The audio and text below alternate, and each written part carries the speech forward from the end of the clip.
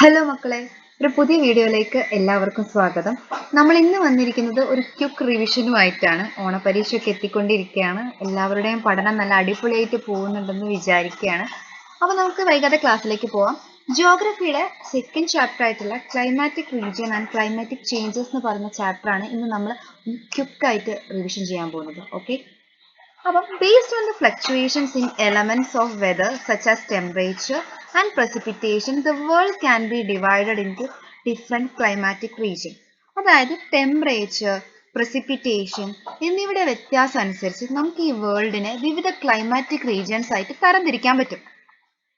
Each climatic region has its own unique climate and flora and fauna developed according to it.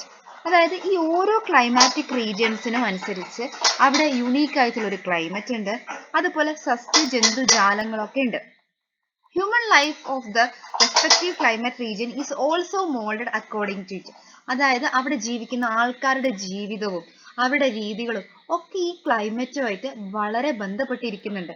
നമ്മൾ ഈ ചാപ്റ്ററിൽ പഠിക്കാൻ പോകുന്നത് ഈ ക്ലൈമാറ്റിക് റീജിയൻസ് ഏതൊക്കെയാണെന്ന് പഠിക്കും, അതുപോലെ ഇതിന്റെ ഓരോ പ്രത്യേകത പഠിക്കും, അതുപോലെ ഈ മനുഷ്യന്റെ ഇടപെടൽ കാരണം ഈ ക്ലൈമാറ്റിക് റീജിയൻസിന് വന്ന മാറ്റങ്ങളെയും കുറിച്ച് പഠിക്കും.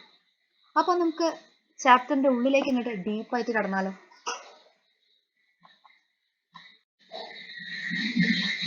അപ്പൊ നമ്മൾ ആദ്യം നോക്കാൻ പോകുന്നത് ഏതൊക്കെയാണ് ഈ മേജർ ക്ലൈമാറ്റിക് റീജിയൻസ് എന്നാണ്. 8 ക്ലൈമാറ്റിക് റീജിയൻസ് ആണ് ഉള്ളത്. ഏതൊക്കെയാണ്? ആദ്യത്തേത് ഏതാണ് നോക്കിക്കേ. Equatorial climatic region, monsoon climatic region, savanna climatic region, hot desert. ഈ 4 എണ്ണത്തിനും ഒരു പ്രത്യേകത ഉണ്ട്. ഈ 4 എണ്ണവും കാണുന്നത് എവിടെയാണ്?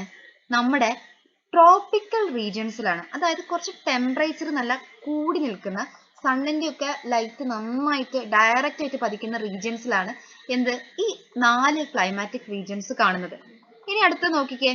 അടുത്തത് ഏതൊക്കെയാ? Temperate grassland, Mediterranean climatic region. ഇവയ്ക്ക് രണ്ടെണ്ണത്തിനും ഒരു പ്രത്യേകത ഉണ്ട്. ഇവ രണ്ടെണ്ണവും കാണുന്നത് സബ് ട്രോപ്പിക്കൽ ആയിട്ടുള്ള റീജിയൻസിലാണ്. അതായത് അത്രയും ചൂടുമില്ല എന്നാൽ ഓവർ തണുപ്പില്ലാത്ത ഒരു മീഡിയം കാലാവസ്ഥ അനുഭവപ്പെടുന്ന സ്ഥലങ്ങളിലാണ് നമുക്ക് ഈ 2 ക്ലൈമാറ്റിക് റീജിയൻസ് കാണാൻ പറ്റുന്നത്. 7ാമത്തേതും 8ാമത്തേതും ടൈഗ ആൻഡ് തുന്ദ്ര റീജിയൻസ് കാണപ്പെടുന്നത് നമ്മുടെ ഫ്രിജിഡ് സോണിലാണ്. അതായത് നല്ല തണുപ്പ് അനുഭവപ്പെടുന്ന സോണിലാണ് ഈ 2 എണ്ണം കാണപ്പെടുന്നത്. അപ്പൊ നമ്മൾ ഇനി ഓരോന്നായിട്ട് പഠിക്കാൻ പോവാണ്. ഫസ്റ്റ് വന്ന് പഠിച്ചത് നമ്മൾ എന്തായിരുന്നു? Equatorial climatic region. നിങ്ങളുടെ നോക്കിക്കേ, ഈ നമ്മുടെ ഈ മാപ്പ് നോക്കിക്കേ. ഇക്വറ്റോറിയൽ ക്ലൈമാറ്റിക് റീജിയൻ കാണുന്നത് എവിടെയാ? ഒന്ന് നമ്മുടെ സൗത്ത് അമേരിക്കയിലെ ആമസോൺ ബേസിൻ, രണ്ടാമത്തത് ആഫ്രിക്കയിലെ സെൻട്രൽ ആഫ്രിക്ക എന്ന് പറയുന്ന ഭാഗത്ത്, അതുപോലെ സൗത്ത് ഈസ്റ്റ് ഏഷ്യയിലുമാണ് പ്രധാനമായിട്ടും ഈ ഇക്വറ്റോറിയൽ ക്ലൈമാറ്റിക് റീജിയൻ കാണുന്നത്. ഇനി എന്തൊക്കെയാണ് ഈ ഇക്വറ്റോറിയൽ ക്ലൈമാറ്റിക് റീജിയന്റെ പ്രത്യേകത നോക്കണം. High temperature and high rainfall through out the year. Through out the ഇയറിൽ നല്ല ടെമ്പറേച്ചറും ഉണ്ടാവും, നല്ല റെയിൻഫോളും ഉണ്ടാവും. ടെമ്പറേച്ചർ കൂടുമ്പോൾ നമുക്കറിയാം എങ്ങനെയാണ് ടെമ്പറേച്ചർ അവിടെ കൂടുന്നത്? ഇക്വറ്റോറിയൽ റീജിയനിലാണല്ലേ. ഇക്വറ്റോറിയൽ റീജിയൻ എന്ന് പറയുമ്പോൾ അവിടെ എങ്ങനെയായിരിക്കും സൺലൈറ്റ് വന്ന് പതിക്കുക? നല്ല ഡയറക്റ്റ് ആയിട്ടായിരിക്കും. അപ്പൊ ടെമ്പറേച്ചർ കൂടും, നല്ല ടെമ്പറേച്ചർ ആയിരിക്കും. ഈ ടെമ്പറേച്ചർ കൂടുമ്പോൾ കൺവെൻഷണൽ ആയിട്ടുള്ള എന്തുണ്ടാവും? എയർ കറന്റ് ഉണ്ടാവുമല്ലോ. ഇതുകൊണ്ട് എന്തുണ്ടാവും? നല്ല റെയിൻഫോളും ആയിരിക്കും. അതായത് നമ്മുടെ ഹോട്ട് ആയിട്ടുള്ള വായു മുകളിലേക്ക് ഉയർന്നിട്ട് അത് മഴയായിട്ട് വരും. അപ്പൊ നല്ല റെയിൻഫോൾ ഉള്ള റീജിയൻ ആയിരിക്കും ഇത്. ഏത് ഭാഗത്താ? ലാറ്റിറ്റ്യൂഡ് എവിടെയാണെന്ന് നമുക്ക് നോക്കാം. 10 ഡിഗ്രി നോർത്തും സൗത്ത് റീജിയനിലാണ് നമുക്ക് എന്ത് കാണുന്നത്? ഈ ഇക്വറ്റോറിയൽ ക്ലൈമാറ്റിക് റീജിയൻ കാണുന്നത്. This climatic region is hotter because sun's rays fall almost vertically throughout the year. നമുക്കറിയാം ഇക്വറ്റോറിയൽ റീജിയനിൽ സൺ എങ്ങനെയാ വന്ന് പതിക്കുന്നത്? സണ്ണിന്റെ ലൈറ്റ് ഡയറക്റ്റ് ആയിട്ടാണ്. അപ്പൊ ത്രൂ ഔട്ട് ദി ഇയർ എന്തായിരിക്കും? നല്ല ടെമ്പറേച്ചർ ആയിരിക്കും. ഇനി ഞാൻ പറഞ്ഞ രണ്ടാമത്തെ പോയിന്റ് ആണ് higher air convection and convectional precipitation. അതായത് ചൂടുള്ള വായുവാണ്, അത് മുകളിലേക്ക് ഉയർന്നു വന്നിട്ട് അത് പ്രസിപ്പിറ്റേറ്റ് ചെയ്തിട്ട് മഴയായിട്ട് പെയ്യും. ഈ 2 കാരണങ്ങളുമാണ് അവിടെ ചൂട് കൂടാനും നല്ല മഴ കൂടാനും കാരണം. പിന്നെ ഇവിടുത്തെ ഒരു പ്രത്യേകത എന്താ വെച്ചിട്ടുണ്ടെങ്കിൽ നല്ല ചൂടും നല്ല മഴയുള്ള പ്രദേശങ്ങളിൽ കാണപ്പെടുന്ന ചെടികളായിരിക്കും എന്ത് ഈ എവർഗ്രീൻ ഫോറസ്റ്റ്. അപ്പം ഈ ഇക്വിറ്റോറിയൽ ക്ലൈമാറ്റിക് റീജിയനിൽ കാണുന്ന വെജിറ്റേഷൻ എങ്ങനെയാണ്, സസ്യങ്ങൾ എങ്ങനെയാണ്, ഈ എവർഗ്രീൻ ഫോറസ്റ്റുകളായിരിക്കും. കാരണം എന്താ, നല്ല ടെമ്പറേച്ചറും നല്ല മഴയും കിട്ടുന്നത് കൊണ്ടാണ്. മൂന്നാമത്തെ റീജിയൻ ആണ് മൺസൂൺ ക്ലൈമാറ്റിക് റീജിയൻ. മൺസൂൺ എന്ന് പറഞ്ഞാൽ നമുക്കറിയാലോ, മൺസൂൺ കാറ്റുകളാണല്ലേ. ഇന്ത്യൻ സബ് കോണ്ടിനെന്റ് ഇൻക്ലൂഡ് ചെയ്ത ഭാഗമാണ് എന്ത്, ഈ മൺസൂൺ ക്ലൈമാറ്റിക് റീജിയൻ. അതായത് ഇന്ത്യൻ സബ് കോണ്ടിനെന്റ് വരുന്നത് ഏത് ക്ലൈമാറ്റിക് റീജിയനിലാണെന്ന് വെച്ചാൽ നമ്മൾ എന്താ പറയാ, ഈ മൺസൂൺ ക്ലൈമാറ്റിക് റീജിയനിലാണെന്ന് പറയും. Monsoons are seasonal reversal of wind system. നമ്മൾ 9ാം ക്ലാസ്സിൽ പഠിച്ചു കഴിഞ്ഞ കാര്യമാണ്. സീസണൽ ആയിട്ടുള്ള വിൻഡ് സിസ്റ്റം ആണ് എന്ത്, monsoon. These winds blow from sea to land in summer and get reversed from land to sea in winter. ഇവരെന്ത് ചെയ്യും, ഈ സമ്മർ സീസണിൽ കടലിൽ നിന്ന് ലാൻഡിലേക്കും അതേപോലെ വിന്റർ സീസണിൽ ലാൻഡിൽ നിന്ന് കരയിലേക്കുമാണ് ഈ വിൻഡ് സിസ്റ്റം വീശുന്നത്. Characterised by long and humid summer and short dry winter. ഇതിന്റെ പ്രത്യേകത എന്താണെന്ന് വെച്ചിട്ടുണ്ടെങ്കിൽ ലോങ് ആൻഡ് ഹ്യൂമിഡ് ആയിട്ടുള്ള സമ്മറും ഷോർട്ടും ഡ്രൈയും ആയിട്ടുള്ള വിന്ററും ആയിരിക്കും. എന്താണ്, ലോങ് ആൻഡ് ഹ്യൂമിഡ് സമ്മർ ആണ്, അതുപോലെ ഷോർട്ട് ആൻഡ് ഡ്രൈ വിന്റർ ആണ്. പിന്നെ diurnal range of temperature is very low in coastal areas and very high in interiors. നമ്മൾ ഡയൂണൽ റേഞ്ച് ഒക്കെ എന്താണെന്ന് നമ്മൾ പഠിച്ചിട്ടുണ്ടല്ലേ ഫസ്റ്റ് ചാപ്റ്ററിൽ. അപ്പൊ ഈ ഡയൂണൽ റേഞ്ച് ഇവിടെ കോസ്റ്റൽ ഏരിയാസിൽ വെരി ലോയും അതായത് ലാൻഡിന്റെ ഇന്റീരിയർ ഏരിയാസിലേക്ക് പോകുമ്പോൾ വളരെ ഹൈയും ആയിരിക്കും. Regions with as little as 50 centimetre rainfall കാണുന്ന പ്രദേശങ്ങളും ഉണ്ട്. അതേപോലെ 100 സെന്റിമീറ്റർ മഴ കിട്ടുന്ന പ്രദേശങ്ങൾ വരെ എവിടെ വരുന്നുണ്ട്, മൺസൂൺ ക്ലൈമാറ്റിക് റീജിയനിൽ വരുന്നത്. ലക്ഷോറിയൻ ഗ്രോത്ത് ഓഫ് വെജിറ്റേഷൻ. ഒരുപാട് ലക്ഷോറിയൻ സസ്യജാലങ്ങൾ എവിടെ കാണുന്നുണ്ട്, അതായത് ഒരുപാട് വൈവിധ്യങ്ങളുള്ള സസ്യജാലങ്ങളൊക്കെ കാണുന്ന ഒരു പ്രദേശമാണ് ഈ മൺസൂൺ ക്ലൈമാറ്റിക് റീജിയൻ. കാരണം എന്താ, നല്ല ടെമ്പറേച്ചറും റെയിൻഫോളും. നമ്മൾ ഫസ്റ്റ് പഠിച്ച അതേ കാരണം. Evergreen and deciduous trees are generally found. ഇവിടുത്തെ ചെടികളുടെ പ്രത്യേകത എന്താ, എവർഗ്രീൻ ആയിരിക്കും, അതുപോലെ ഡെസിഡസ് ആയിരിക്കും. Monsoon forest also known as tropical deciduous forest. ഈ മൺസൂൺ ക്ലൈമാറ്റിക് റീജിയനിൽ കാണുന്ന ഫോറസ്റ്റുകളെ പറയുന്ന പേരാണ് മൺസൂൺ ഫോറസ്റ്റ്. ഈ മൺസൂൺ ഫോറസ്റ്റ് ഏത് പേരിലും കൂടി അറിയപ്പെടുന്നത്, ട്രോപ്പിക്കൽ ഡെസിഡസ് ഫോറസ്റ്റ് എന്നും അറിയപ്പെടുന്നുണ്ട്. അപ്പോൾ നമുക്ക് ഈ മാപ്പ് ഒന്ന് ചെക്ക് ചെയ്യാം. എവിടെയൊക്കെയാണ് കാണുന്നത്, ഈ ഒരു ഭാഗത്ത് കാണുന്നുണ്ട്, സൗത്ത് അമേരിക്കയുടെ ഈസ്റ്റ് ഭാഗത്ത് കാണുന്നുണ്ട്, ആഫ്രിക്കയുടെ ഈസ്റ്റ്, ഏഷ്യ. ഇതാ കണ്ടോ, നമ്മുടെ ഈ ഇന്ത്യൻ സബ് കോണ്ടിനെന്റ് വരുന്നത് എവിടെയാണെന്ന് മനസ്സിലായില്ലേ. പിന്നെ ഓസ്ട്രേലിയയുടെ ഭാഗത്ത് വരുന്നുണ്ട്. മാപ്പ് തീർച്ചയായിട്ടും പഠിച്ചു വെക്കുക, ചോദിക്കാൻ വളരെ ചാൻസ് ഉണ്ട് കേട്ടോ. നമ്മൾ പറഞ്ഞു diurnal range of temperature coastal റീജിയനിൽ വളരെ ലോയും, അതേപോലെ മൺസൂൺ റീജിയനിൽ എന്താണ്, മൺസൂൺ റീജിയനിലല്ല, ലാൻഡിന്റെ ഇന്റീരിയർ ഏരിയാസിൽ എന്താണ്, വളരെ കൂടുതലുമാണ്. അതായത് എന്തുകൊണ്ടാണ് ഈ ഡയൂണൽ റേഞ്ച് ഓഫ് ടെമ്പറേച്ചർ എന്ന് പറഞ്ഞാൽ എന്താണ്, അതായത് ഒരു ഡേയിലെ ഏറ്റവും കൂടിയ ടെമ്പറേച്ചറും കുറഞ്ഞ ടെമ്പറേച്ചറും തമ്മിലുള്ള ഡിഫറൻസ് ആണ് എന്ത്, ഡയൂണൽ റേഞ്ച് ഓഫ് ടെമ്പറേച്ചർ. അതായത് ഇപ്പം രാവിലെ ഇപ്പം നല്ല ടെമ്പറേച്ചർ, അതേപോലെ വൈകിട്ട് ആവുമ്പോഴേക്ക് ടെമ്പറേച്ചർ കുറച്ച് കുറയും. അപ്പൊ ഇവർ തമ്മിലുള്ള ഈ ഒരു ഡിഫറൻസ് എന്തായിരിക്കും, വളരെ കൂടുതലായിരിക്കും. ചില സ്ഥലത്ത് രാവിലത്തെ ടെമ്പറേച്ചറിനെക്കാളും വളരെ കുറച്ച് വ്യത്യാസമേ ഉണ്ടാവുള്ളൂ ആ രാത്രിത്തെ ടെമ്പറേച്ചർ. അപ്പൊ ഇവർ തമ്മിലുള്ള ഈ വ്യത്യാസം എന്തായിരിക്കും, വളരെ ലോ ആയിരിക്കും.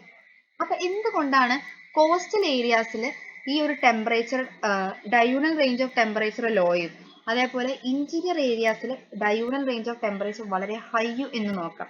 നമുക്കറിയാം ഈ ലാൻഡ് കടലിന്റെ അടുത്ത് കിടക്കുന്ന ഏരിയാസിൽ കടൽ എന്ത് ചെയ്യും, ഈ ടെമ്പറേച്ചർ വൻതോതിൽ ഇൻഫ്ലുവൻസ് ചെയ്യും. അതായത് അവിടെ എന്തായിരിക്കും, ഒരുപാട് വലിയ ചൂട് കൂടുതലും അതേപോലെ വളരെ ചൂട് കുറവും ഒന്നും അങ്ങനെ അനുഭവപ്പെടില്ല. അപ്പൊ എന്തായിരിക്കും, ഈ ഡയൂണൽ റേഞ്ച് ഓഫ് ടെമ്പറേച്ചർ ഇവിടെ വളരെ കുറവും. പക്ഷെ ഇന്റീരിയർ ഭാഗത്തേക്ക് പോകുമ്പോൾ ഈ കടലിന്റെ ഈ എഫക്റ്റ് ഉണ്ടാവില്ല. അപ്പൊ അവിടെ എന്തായിരിക്കും, ടെമ്പറേച്ചർ കൂടാനും സഡൻ ആയിട്ട് കുറയാനും ഒക്കെ ചാൻസ് ഉണ്ട്. അപ്പം അവിടെ എന്തായിരിക്കും, ഈ ഡയോണൽ റേഞ്ച് ഓഫ് ടെമ്പറേച്ചർ വളരെ ഹൈ ആയിരിക്കും. അപ്പൊ ഈ ക്വസ്റ്റ്യൻ ആൻസർ നമുക്ക് എങ്ങനെ എഴുതാം? The diurnal range of temperature is very low in coastal areas because the sea moderates. അവിടെ ആ ഒരു പോയിന്റ് ആണ് നോക്കേണ്ടത്. Sea moderates the temperature. Sea എന്താ ചെയ്യുന്നത്? Moderates the temperature.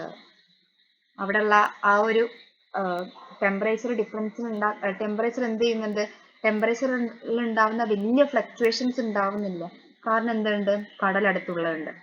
Water heats up and cools down slowly, reduce the difference between the day and night temperature. ഈ day and night ടെമ്പറേച്ചറിനെ ആര് ഇൻഫ്ലുവൻസ് ചെയ്യും? കടൽ ഇൻഫ്ലുവൻസ് ചെയ്യും. But in the interior areas the land heat up and cools down quickly, resulting the large difference between day and night temperature. മനസ്സിലായെന്ന് വിചാരിക്കുകയാണ്. അടുത്തൊരു question. Monsoon ഏരിയാസിൽ monsoon കാറ്റ് കൊണ്ട് മാത്രമാണോ മഴ ഉണ്ടാവുന്നത്? നിങ്ങളുടെ ഒപ്പീനിയൻ എന്താ? കൺവെക്ഷണൽ റെയിൻഫോൾ ഉണ്ടാവുന്നുണ്ടോ? കൺവെക്ഷണൽ റെയിൻഫോൾ എന്താണെന്നൊക്കെ നമ്മൾ ഫസ്റ്റ് ചാപ്റ്ററിൽ പഠിച്ചിട്ടുണ്ട്. ഓഫ് കോഴ്സ് അവിടെ എന്താ കൺവെൻഷണൽ റെയിൻഫോൾ ഉണ്ടാവും. കാരണം എന്താ? ടെമ്പറേച്ചർ എങ്ങനെയാണ്? കുറച്ച് കൂടി നിൽക്കുന്ന പ്രദേശമാണല്ലോ. സൺസിന്റെ ഡയറക്റ്റ് ആയിട്ടുള്ള ലൈറ്റ് വന്ന് വീഴുന്ന പ്രദേശമാണ്. അപ്പൊ അവിടെ എന്തായിരിക്കും? ചൂട് കൂടുതലായിരിക്കും. ഈ ചൂട് കൂടുമ്പോൾ എന്ത് ചെയ്യും? കൺവെൻഷണൽ എയർ കറന്റ് ഉണ്ടാവും. ഇത് അന്തരീക്ഷത്തിലേക്ക് ഉയർന്നു പൊന്നിയിട്ട് പ്രസിപ്പിറ്റേറ്റ് ചെയ്തിട്ട് മഴയായിട്ട് താഴേക്ക് വരും. അപ്പൊ മൺസൂൺ ഏരിയാസിൽ, മൺസൂൺ ക്ലൈമാറ്റിക് റീജിയനിൽ എന്ത് മാത്രമല്ല ഉണ്ടാവുന്നത്? മൺസൂൺ ക്ലൈമാറ്റ് മഴ മാത്രമല്ല ഉണ്ടാവുന്നത്, അതുപോലെ എന്തും ഉണ്ടാവുന്നുണ്ട്? കൺവെൻഷണൽ റെയിൻഫോളും ഉണ്ടാവുന്നുണ്ട്. ഇവിടുന്ന് ചോദിക്കാൻ ചാൻസ് ഉള്ള മറ്റൊരു ക്വസ്റ്റ്യൻ ആണ്, എന്തുകൊണ്ടാണ് ഈ മൺസൂൺ ക്ലൈമാറ്റിക് റീജിയനിൽ വളരെ പോപ്പുലേറ്റഡ് ആയിട്ടുള്ള ഏരിയാസ് ഒക്കെ വരുന്നത്? അതായത് നമ്മൾ മാപ്പ് എടുത്ത് നോക്കിയിട്ടുണ്ടെങ്കിൽ നമുക്ക് മനസ്സിലായി ഇന്ത്യൻ സബ് കോണ്ടിനെന്റ് ഒക്കെ വരുന്നത് എവിടെയാണ്? ഈ മൺസൂൺ ക്ലൈമാറ്റിക് റീജിയനിലാണ്. ഏറ്റവും കൂടുതൽ പോപ്പുലേറ്റഡ് ആയിട്ടുള്ള, ലോകത്തിലെ തന്നെ പോപ്പുലേറ്റഡ് ആയിട്ടുള്ള സ്ഥലങ്ങളൊക്കെ വരുന്നത് ഈ ഒരു റീജിയനിലാണ്. ഇതിന് കാരണം എന്താണെന്നാണ് ചോദിക്കുന്നത്. High rainfall and availability of labor keeps monsoon climatic region in the important agriculture region. അതായത് ഈ മൺസൂൺ ക്ലൈമാറ്റിക് റീജിയൻ എന്ന് പറയുന്നത് അഗ്രികൾച്ചറിനൊക്കെ വളരെ സ്യൂട്ടബിൾ ആയിട്ടുള്ള ക്ലൈമറ്റ് ആണ്. അതുകൊണ്ട് തന്നെ ഇവിടെ ട്രോപ്പിക്കൽ ക്രോപ്സ് ആയിട്ടുള്ള rice, sugarcane, jute, cotton, tea എന്ന് പറയുന്ന ഒരുപാട് അഗ്രികൾച്ചറൽ ആയിട്ടുള്ള ഇമ്പോർട്ടൻസ് ഉള്ള ഭാഗമാണ്. ഇവിടെ നമുക്ക് എന്ത് ചെയ്യാം? ഇത്രയും കൃഷികളൊക്കെ ഉണ്ടാവും. അപ്പൊ ഇതിനൊക്കെ വേണ്ടിയിട്ട് ആളുകൾ എന്ത് ചെയ്യും? ഇവിടെ താമസിക്കും. ഇതൊക്കെയാണ് ഇതിന്റെ ആൻസർ ആയിട്ട് നമുക്ക് എഴുതാൻ പറ്റുന്നത്. നോക്കിക്കേ. അപ്പൊ നിങ്ങൾ ഇതിന്റെ ആൻസർ നോക്കി വായിക്കുമെന്ന് വിചാരിക്കുകയാണ്. നമുക്ക് വൈകാതെ തന്നെ അടുത്ത ഒരു റീജിയനിലേക്ക് പോവാം. അടുത്ത റീജിയൻ എന്താ? Savanna climatic region. സാവന്ന എന്ന് പറയുമ്പോൾ തന്നെ അതിന്റെ അർത്ഥം എന്താ? പുൽമേടുകളാണ്. പിക്ചർ നോക്കിക്കേ. എവിടെയൊക്കെയാണ് ഈ പുൽമേടുകൾ കാണുന്നത്?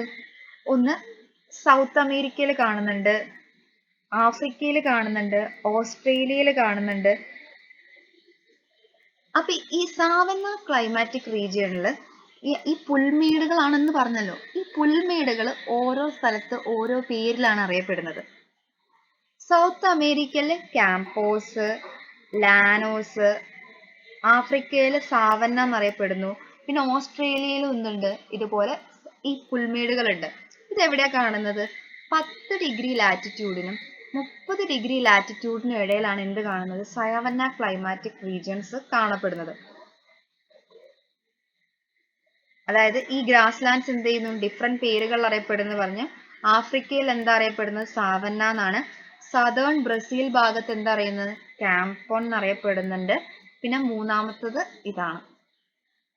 പിന്നെ tropical grasslands have hot and humid summer. വളരെ ഹോട്ടും ഹ്യൂമിഡും ആയിട്ടുള്ള സമ്മേഴ്സും കൂൾ ആൻഡ് ഡ്രൈ വിന്റേഴ്സും ആണ് അനുഭവപ്പെടുന്നത്. ഓർത്ത് വെക്കുക, ഹോട്ട് ആൻഡ് ഹ്യൂമിഡ് സമ്മേഴ്സും കൂൾ ആൻഡ് ഡ്രൈ വിന്റേഴ്സും ആണ് കാണപ്പെടുന്നത്. പിന്നെ അവിടുത്തെ വെജിറ്റേഷനെ കുറിച്ച് നോക്കിയേ. ഡെസിഡിയസ് ട്രീസ് ആണ് കാണപ്പെടുന്നത്. പിന്നെ ടോൾ ആയിട്ടുള്ള ഗ്രാസസ് കാണുന്നുണ്ട്. ഡെസേർട്ടിന്റെ അടുത്തേക്ക് പോകുന്നതിനനുസരിച്ച്, അതായത് closer to the desert, short bushes കാണാം. അതേപോലെ തോണി ഫോറസ്റ്റ് കാണാം. അതായത് മുള്ളുകളുള്ള ചെടികൾ നിറഞ്ഞ ഫോറസ്റ്റുകളും നമുക്ക് എവിടെ കാണാം? ഈ സാവന്ന ക്ലൈമാറ്റിക് റീജിയനിൽ കാണാം. Western margins of tropical grassland, height of the trees gradually decreases with decrease in rainfall. അതായത് വെസ്റ്റേൺ റീജിയനിലേക്ക് പോകുന്നതിനനുസരിച്ച് ഈ ട്രോപ്പിക്കൽ ഗ്രാസ്ലാൻഡ്സിലുള്ള ട്രീസ് ഒക്കെ എന്ത് ചെയ്യും, ഗ്രാജുവലി അതിന്റെ ഹൈറ്റ് ഒക്കെ കുറഞ്ഞു വരുന്നതായിട്ട് നമുക്ക് കാണാൻ പറ്റും. അതിന് കാരണം എന്താ, ഡിക്രീസ് ഇൻ റെയിൻഫോൾ ആണ്. അതിനുശേഷം ഇതിങ്ങനെ കുറഞ്ഞ് വന്നിട്ട് എന്ത് ചെയ്യും, പിന്നെ ഡെസേർട്ട് വെജിറ്റേഷൻ കണ്ടു തുടങ്ങും. പിന്നെ ഇവിടുത്തെ ആനിമൽസിനെ കുറിച്ചിട്ട് ജന്തുക്കളെ കുറിച്ചിട്ടാണ് പറയുന്നത്. ജിറാഫ് കാണുന്നുണ്ട്, സെബ്ര കാണുന്നുണ്ട്, പിന്നെന്താ കാണുന്നത്, ലയൺ, ടൈഗർ, ഇതൊക്കെ എവിടെ കാണുന്നുണ്ട്, നമ്മൾ ഈ സാവന്ന ക്ലൈമാറ്റിക് റീജിയനിൽ കാണുന്നുണ്ട്. സോയിൽ റിലേറ്റീവ്ലി ഫെർട്ടൈൽ, ഭയങ്കര ഫെർട്ടൈൽ ആയിട്ടുള്ള സോയിലാണ് ഡ്യൂ ടു ലോ റെയിൻഫോൾ. പക്ഷെ റെയിൻഫോൾ വളരെ കുറവാണ്. അതുകൊണ്ട് തന്നെ ഡ്രൈ ഫാമിംഗ് ആണ് ഇവിടെ ഉപയോഗിക്കുന്നത്. ഇനി അവിടുത്തെ ആളുകളുടെ ജീവിതം എങ്ങനെയാണെന്ന് നമ്മൾ നോക്കാൻ പോകുന്നത്. നമുക്ക് പുൽമേടുകളാണെന്ന് അറിയാം. അതുകൊണ്ട് എന്താണ്, ആനിമൽ ഹസ്ബൻഡറിയും അഗ്രികൾച്ചർ ഒക്കെയാണ് ഇവർ ചെയ്യുന്നത്. പിന്നെ ഇവിടെ കാണുന്ന ഒരു ഇൻഡിജിനസ് ആയിട്ടുള്ള ഒരു ട്രൈബൽ പീപ്പിൾ ആണെന്ത്, മസായ്. ഓക്കെ, എന്താണ് പ്രൊനൗൺസിയേഷൻ എന്ന് നിങ്ങൾ കണ്ടുപിടിക്കുക. ഇവിടുത്തെ പോപ്പുലേഷൻ നോക്കൂ, വളരെ കുറവാണ്. പോപ്പുലേഷൻ വളരെ കുറവായിട്ടുള്ള റീജിയൻസ് ആണ് എന്ത്, സാവന്ന ക്ലൈമാറ്റിക് റീജിയൻസ് എന്ന് പറയുന്നത്. ഇവിടുത്തെ അഗ്രികൾച്ചർ ക്രോപ്സ് ക്യാഷ് ക്രോപ്സ് ആണ്, കൾട്ടിവേറ്റഡ് എക്സ്റ്റെൻസീവ്ലി എന്ത് സാവന്ന റീജിയൻസിൽ. ക്യാഷ് ക്രോപ്സ് ആണ് എന്ത് ചെയ്യുന്നത്, ചെയ്യുന്നത്. കോട്ടൺ കൾട്ടിവേഷൻ ഉണ്ട്, അതേപോലെ കോഫി കൾട്ടിവേഷൻ ഉണ്ട്. ഇതൊക്കെയാണ് നമ്മുടെ ഈ സാവന്ന ക്ലൈമാറ്റിക് റീജിയൻസിന്റെ ഇമ്പോർട്ടൻ്റ് ആയിട്ടുള്ള കുറച്ച് ഫീച്ചേഴ്സ്. നമുക്ക് മനസ്സിലായെന്ന് വിചാരിക്കുകയാണ്. നമുക്ക് ക്വിക്കായിട്ട് അടുത്ത ഒരു ക്ലൈമാറ്റിക് റീജിയൻസിലേക്ക് പോവാം. അടുത്ത ക്ലൈമാറ്റിക് റീജിയൻ എന്താ, ഹോട്ട് ഡെസേർട്സ് നോക്കിക്കേ, അതിന്റെ മാപ്പാണ് കൊടുത്തിരിക്കുന്നത്. ഹോട്ട് ഡെസേർട്ട് നോക്കിയിട്ടുണ്ടെങ്കിൽ അധിക ഡെസേർട്ടുകൾ എവിടെയാണ് കാണുന്നത്, വെസ്റ്റേൺ റീജിയൻസിലാണല്ലേ കാണുന്നത്. ചോദിക്കാൻ ചാൻസ് ഉള്ള ഒരു വളരെ ഇമ്പോർട്ടൻ്റ് ആയിട്ടുള്ള ക്വസ്റ്റ്യൻ ആണ്. എന്തുകൊണ്ടാണ് ഡെസേർട്ടുകൾ അധികവും കോണ്ടിനെന്റ്സിന്റെ വെസ്റ്റേൺ സൈഡിൽ കാണുന്നതെന്ന്. അതുപോലെ മറ്റൊരു ചോദിക്കാൻ ചാൻസ് ഉള്ള ഒരു ക്വസ്റ്റ്യൻ ആണ് എന്ത്, ഈ മാപ്പ് തന്നിട്ട് ഇമ്പോർട്ടൻ്റ് ആയിട്ടുള്ള നമ്മുടെ ഡെസേർട്ടുകൾ അടയാളപ്പെടുത്താൻ. ഇമ്പോർട്ടൻ്റ് ആയിട്ടുള്ള ഡെസേർട്ടുകൾ ഏതൊക്കെയാ, Atacama, Sahara, Namib, കാൽഹാരി, Arabian desert, പിന്നെ ഓസ്ട്രേലിയൻ ഡെസേർട്ട്. എന്തായാലും മാപ്പ് പഠിച്ചു പോകണം. ഞാൻ വീണ്ടും എടുത്തു പറയുകയാണേ. നോക്കിക്കേ, ഡെസേർട്ടിന്റെ പ്രത്യേകത എന്താ, located at the same latitude of tropical grasslands and monsoon climatic region. Monsoon climatic region കാണുന്നതും അതുപോലെ ട്രോപ്പിക്കൽ ഗ്രാസ്ലാൻഡ് കാണുന്ന സെയിം ലാറ്റിറ്റ്യൂഡിലാണ് ആര് കാണുന്നത്, നമ്മുടെ ഡെസേർട്ടുകൾ കാണുന്നത്. Hot deserts are region with very little rainfall. Rainfall വളരെ കുറവായിട്ടുള്ള പ്രദേശങ്ങളാണ് എന്തിൽ വരുന്നത്, ഈ ഹോട്ട് ഡെസേർട്ടിൽ വരുന്നത്. ടെമ്പറേച്ചറോ എന്തായാലും എന്തായിരിക്കും, നല്ല ഹൈ ആയിരിക്കും അല്ലെ. Hottest regions on the earth, ഭൂമിയിലെ തന്നെ ഏറ്റവും ചൂട് കൂടിയ പ്രദേശങ്ങൾ എവിടെയാണ് കാണുന്നത്, ഈ ഹോട്ട് ഡെസേർട്ട് ക്ലൈമാറ്റിക് റീജിയൻസിലാണ് കാണുന്നത്. എത്ര ടെമ്പറേച്ചർ, 30 ഡിഗ്രി സെൽഷ്യസ് മുതലാണ് എന്ത് വരുന്നത്, ആവറേജ് ടെമ്പറേച്ചർ വരുന്നത്. അതായത് അൽ അസീസിയൻ എന്ന് പറയുന്ന സഹാറ ഡെസേർട്ടിലെ അൽ അസീസിയൻ എന്ന് പറയുന്ന ഒരു സ്ഥലത്ത് 58 ഡിഗ്രി സെൽഷ്യസ് വരെ എന്ത് അടയാളപ്പെടുത്തിയിട്ടുണ്ടെന്നാ പറയുന്നത്, ചൂട് അടയാളപ്പെടുത്തിയിട്ടുണ്ടെന്നാ പറയുന്നത്. High diurnal range of temperature. പിന്നെ അടുത്തെന്താ, റെയിൻഫോൾ. ആനുവൽ റെയിൻഫോൾ എന്താ, 25 സെന്റിമീറ്ററിലും താഴെയായിരിക്കും എന്ത്, ആനുവൽ റെയിൻഫോൾ. വളരെ കുറച്ച് മഴയാണ് ഡെസേർട്ടിൽ കിട്ടുന്നത്. ഇതാണ് ഞാൻ പറഞ്ഞ question. Why hot deserts are located mostly on the western margins of the continent. വളരെ ഇമ്പോർട്ടൻ്റ് ആയിട്ട് നോക്കി വെക്കേണ്ട ഒരു കാര്യമാണ്. കാരണം എന്താണെന്ന് വെച്ചിട്ടുണ്ടെങ്കിൽ ഈ ട്രേഡ് വിൻഡ്സ് കടലിൽ നിന്ന് ഇങ്ങനെ തണുത്ത ഹ്യൂമിഡ് ആയിട്ടുള്ള വെള്ളമുള്ള കാറ്റിങ്ങനെ വീശും. ഇത് ഈ കോണ്ടിനെന്റിന്റെ വെസ്റ്റേൺ സൈഡിൽ എത്തുമ്പോഴേക്ക് ഈ കാറ്റിലുള്ള വെള്ളമൊക്കെ നഷ്ടപ്പെട്ടിട്ട് എന്ത് ചെയ്യും, ഡ്രൈ ആയിരിക്കും. അതുകൊണ്ടാണ് ഈ ഡെസേർട്ട് അധികം എവിടെ കാണുന്നത്, വെസ്റ്റേൺ സൈഡിൽ കാണപ്പെടുന്നത്. ഇനി വെജിറ്റേഷൻ നോക്കിക്കേ, കാക്ടസ് ആണ്, നമുക്കറിയാം കാക്ടസ്. പിന്നെ കുഞ്ഞു കുഞ്ഞു shrub, കുറച്ച് പാംസ്, അതൊക്കെയാണ് എവിടെ കാണുന്നത്? നമ്മുടെ ഡെസേർട്ടിൽ കാണുന്നത്. പിന്നെ നമുക്കറിയാം ഓയാസിസ് എന്താണെന്ന്. മരുപ്പച്ചകൾ കാണപ്പെടുന്നുണ്ടല്ലേ? ചെറിയ ചെറിയ ഒരു നദി, ഒരു വെള്ളത്തിന്റെ ഒരു അംശം എവിടെ കാണുന്നുണ്ട്? ഡെസേർട്ടിൽ കാണുന്നുണ്ട്. പോപ്പുലേഷൻ വളരെ അൺഫേവറബിൾ ആയിട്ടുള്ള ക്ലൈമാറ്റിക് റീജിയൻ ആണ് ഡെസേർട്ട് എന്ന് അറിയാം അല്ലെ? പക്ഷെ കുറച്ച് ഇൻഡിജീനിയസ് ട്രൈബൽ പീപ്പിൾസ് എവിടെ കാണുന്നുണ്ട്? ഈ ഡെസേർട്ടിൽ കാണുന്നുണ്ട്. ബുഷ്മാൻ എന്ന് പറയുന്നത് കൽഹാരി ഡെസേർട്ടിൽ കാണുന്ന ഒരു ഇൻഡിജീനിയസ് ട്രൈബൽ പീപ്പിൾ ആണ്. നമ്മൾ പറഞ്ഞു ഈ ഡെസേർട്ടിലെ പോപ്പുലേഷൻ എന്താണ്, വളരെ കുറവാണ്. പക്ഷെ ഇവിടെ ഭയങ്കരമായിട്ടുള്ള എന്തുണ്ട്? എക്കോണമിക് ആയിട്ടുള്ള ഇമ്പോർട്ടൻസ് ഉണ്ട്. എന്താണ് ഇക്കോണമിക് ഇമ്പോർട്ടൻസിന് കാരണം? Presence of economically vulnerable minerals. വളരെ റെയർ ആയിട്ടുള്ള മിനറലുകളൊക്കെ എവിടെ കാണും? നമ്മൾ ഡെസേർട്ടിൽ കാണും. ഗോൾഡ് മൈനിങ് ഇൻ ഓസ്ട്രേലിയ, അതേപോലെ കോപ്പർ ഇൻ അറ്റക്കാമ ഡെസേർട്ട് ഒക്കെ എന്തിന് എക്സാമ്പിൾ ആണ്? ഇതിന് എക്സാമ്പിൾ. അതായത് ഗോൾഡ്, കോപ്പറിന്റെ ഒക്കെ നിക്ഷേപങ്ങൾ നമുക്ക് ഡെസേർട്ടിൽ എന്ത് ചെയ്യാം? കൂടുതലായി കാരണം. അതുകൊണ്ട് നമുക്കറിയാം ഈ അറേബ്യൻ രാജ്യങ്ങളിലൊക്കെ വളരെ സാമ്പത്തികമായിട്ട് മുന്നിൽ നിൽക്കാൻ കാരണം എന്താണ്? ഈ ഡെസേർട്ടിലുള്ള ഈ നിക്ഷേപങ്ങൾ കൊണ്ടാണ്. ഡിസ്കവറി ഓഫ് പെട്രോളിയം ഡെപ്പോസിറ്റ്, അതുപോലെ എന്ത് കാണുന്നുണ്ട് ഇവിടെ? പെട്രോളിയം ഡെപ്പോസിറ്റ് കാണുന്നുണ്ട്. ഇവിടുത്തെ ആളുകളുടെ ജീവിതം എങ്ങനെയായിരിക്കും? അധികം ആളുകളും അഗ്രികൾച്ചറും അതേപോലെ ആനിമൽ ഹസ്ബൻഡറി ഒക്കെ ചെയ്തിട്ടാണ് ജീവിക്കുന്നത്. അപ്പൊ അടുത്തത് climatic region in temperate zone ആണ്. നമുക്കത് സെക്കൻഡ് പാർട്ടിൽ നോക്കാം അല്ലേ? അപ്പൊ എന്തായാലും ഇതുവരെ എടുത്തത് മനസ്സിലായെന്ന് വിചാരിക്കുന്നു. അപ്പൊ നിങ്ങൾക്ക് വീഡിയോ ഇഷ്ടപ്പെട്ടിട്ടുണ്ടെങ്കിൽ അതേപോലെ ഇതേപോലെ ഈ PPT ഒക്കെ വേണമെങ്കിൽ നിങ്ങൾക്ക് വേണമെങ്കിൽ കോൺടാക്ട് ചെയ്യാം. ശരി, താങ്ക് യു.